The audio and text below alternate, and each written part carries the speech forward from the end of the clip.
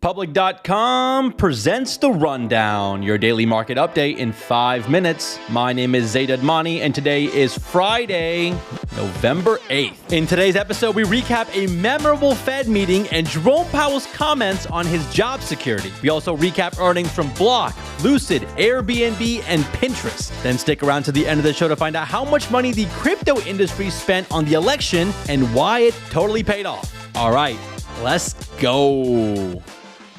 Well, guys, stocks continued to rally yesterday, breaking new record highs. The S&P 500 added 0.7% and had its 49th record close of the year, and the Nasdaq jumped 1.5% for its 30th record close of the year. So it looks like the post-election stock market rally hasn't fizzled out yet, and investors could also be reacting to the Fed meeting yesterday. Jerome Powell and the Federal Reserve cut rates by 25 basis points to be between 4.5 and 4.75%. That was expected, all right? No shockers there. Now, I did tell you guys yesterday that Jerome Powell's press conference could get pretty interesting, and there were definitely moments. The press conference started off in a typical fashion. Jerome Powell said the Fed believes the economic conditions are on solid footing, citing progress on inflation and low unemployment. Those are the typical comments I think Jerome Powell has made in pretty much every meeting this year. But then we got to the Q&A session, where Jerome Powell predictably got a few questions about the election and Trump. Jerome Powell was asked if the election results would have an impact on the Fed's policy decision. He said in the short term, the election would have no effect on the policy decision. And then another reporter asked Jerome Powell if he would step down if Trump asked him to resign. And Jerome Powell was straight up like, no. Some of the president-elect's advisors have suggested that you should resign. If he asked you to leave, would you go? No. Can you follow up on, do you think that legally you're not required to leave?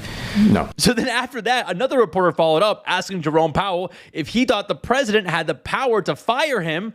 And his response, you know what, just listen to the clip here. Do you believe the president has the power to fire or demote you, and has the Fed determined the legality of a president demoting at will any of the other governors with leadership positions? Not permitted under the law. Not what? Not permitted under the law. So yeah, that was probably the most memorable moment of the meeting. Now, I don't really know if there's major beef between Trump and Powell. I know they've had some disagreements, but I mean, Trump is the one who appointed Jerome Powell as the Fed chair back in 2018 for a 4-year term. And then Biden ended up reappointing him in 2022. So Jerome Powell's term doesn't expire until 2026. And I guess he expects to fully serve out that term. That exchange I thought was pretty funny. And it was like a real life example of Powell doing the Wolf of Wall Street, "I'm not leaving" meme. Let's run through some headlines. Let's start with TSMC, Taiwan Semiconductor, the world's largest chip producer. They just reported their slowest revenue growth in 8 months. Revenues in October were up 29% year over year, which sounds pretty good, but this was the first time that their revenues had dropped below 30% for the first time in 7 months. Now, this revenue slowdown from TSMC comes at the same time of reports that TSMC is not going to be making AI chips for Chinese companies anymore, like Alibaba and Baidu.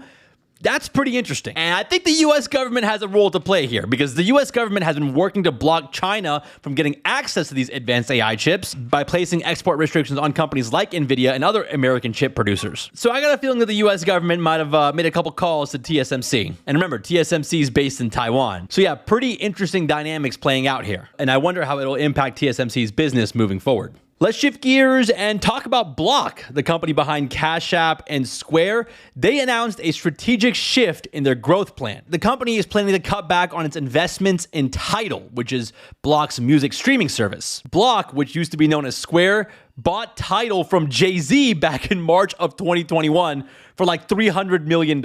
I'm still not sure why Block bought Tidal. It just might be because Jack Dorsey, who is Block's CEO, is boys with Jay-Z. Kind of a weird move in my opinion. Now, on top of that, Block is scaling back its move to create a crypto decentralized internet based on Bitcoin. Jack Dorsey was calling this Web 5.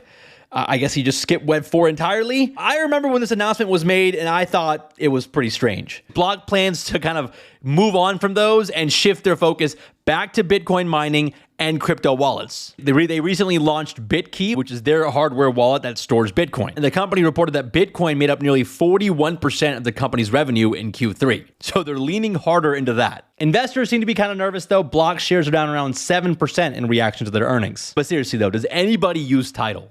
Let's talk about some stocks making moves today. Shares of Lucid are up this morning after the EV company announced that orders for its new SUV, the Lucid Gravity, are now available. The SUV is going to start at around $95,000 and will begin production in late 2025. So you got to wait at least a year to get your hands on it. But buyers can put down a $1,000 deposit for the SUV today. The company also reported earnings and saw a slight revenue beat in the quarter, delivering nearly 2,800 cars in the quarter. Investors seem to be somewhat optimistic, and shares of Lucid are up more than 3% on this news. Now, on the flip side, shares of Airbnb are down after they reported mixed earnings. Airbnb's revenues were up 10%, slightly beating estimates, but their profits did underperform. Overall, though, Airbnb continues to grow, especially in the international markets. Now, the stock's reaction to the earnings has been pretty volatile. Initially, the stock jumped 5% when the earnings came out, but it's now down 6% at the time of this recording. So that's a pretty wild swing. And finally, shares of Pinterest are plummeting after the company provided a weaker than expected Q4 outlook. Management cited lower advertising demand from food companies for hurting sales. The company did beat earnings and revenue estimates for the quarter though, but the poor outlook has investors kind of worried. Pinterest shares are down around 11% on this news. Let's wrap the show with a fun fact. The crypto industry spent $135 million on this election